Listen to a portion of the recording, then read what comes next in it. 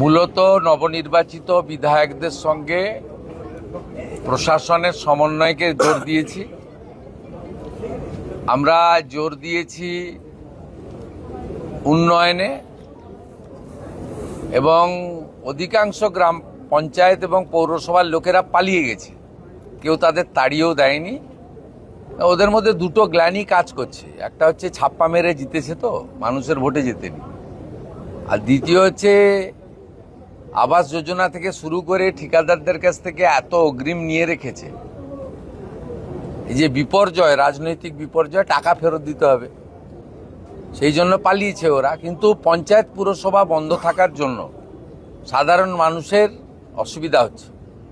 আমরা আজকে বলে দিলাম যে পঞ্চায়েতে সচিব আছে, সচিব কাজ করবেন, পঞ্চায়েত অফিসকে অচল করে রাখার কোনো অধিকার কোনো ব্যক্তি বা কোনো দলের নেই। পঞ্চায়েত সমিতির তো এক্সিকিউটিভ অফিসার হচ্ছেন বিডিও, তিনি কাজ করবেন। আমাদের সমস্ত স্কিম চালু করতে হবে।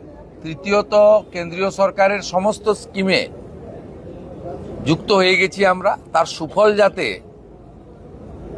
আগামী জুলাই মাস থেকে জনগণ পায়, তার জন্য প্রাথমিক যে কাজ, আয়ুষ্মান ভারতের পোর্টাল, বিশ্বকর্মা যোজনার এমএসএমই ডিপার্টমেন্টের কমিটি তৈরি করে ট্রেনিংয়ের প্রস্তুতি, আরও নতুন 15 লক্ষ মা বোন দিদিকে উজালার 400 টাকা কম গ্যাসের সুযোগ পাইয়ে দেওয়া, উজালা 3।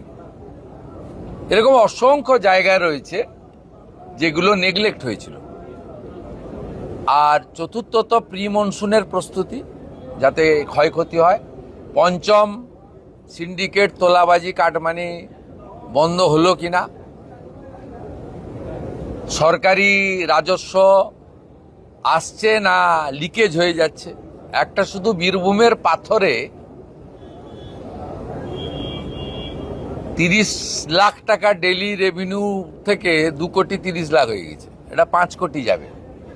ওখানে রেভিনিউ লিকেজ ছিল ডেলি 5 কোটি, মাসে 150 কোটি, বছরে 1800 কোটি। কি টাইপের রেভিনিউ লিকেজ হয়েছে, এটা একটা এক্সাম্পল। এটা সব জায়গায় আছে, পশ্চিম বর্ধমান, পূর্ব বর্ধমানে বালিতে তো ভয়ঙ্কর। সাথে সাথে এটাও আমরা বলে দিয়েছি, প্রয়োজন হলে বালির রেট বেঁধে দিন, যাতে এই অবৈধ ঘাট বন্ধের সুযোগ নিয়ে সোনামুখীতে 8,000-এর বালি 16,000 বলছে, যাতে সাধারণ গরিব মানুষের কাছে বিজেপি সরকারের ভাবমূর্তি খারাপ হয়, এই চক্রও কাজ করছে। এটাও আমাদের এইসব বিষয়ে অগ্রাধিকারের ভিত্তিতে আমরা করেছি।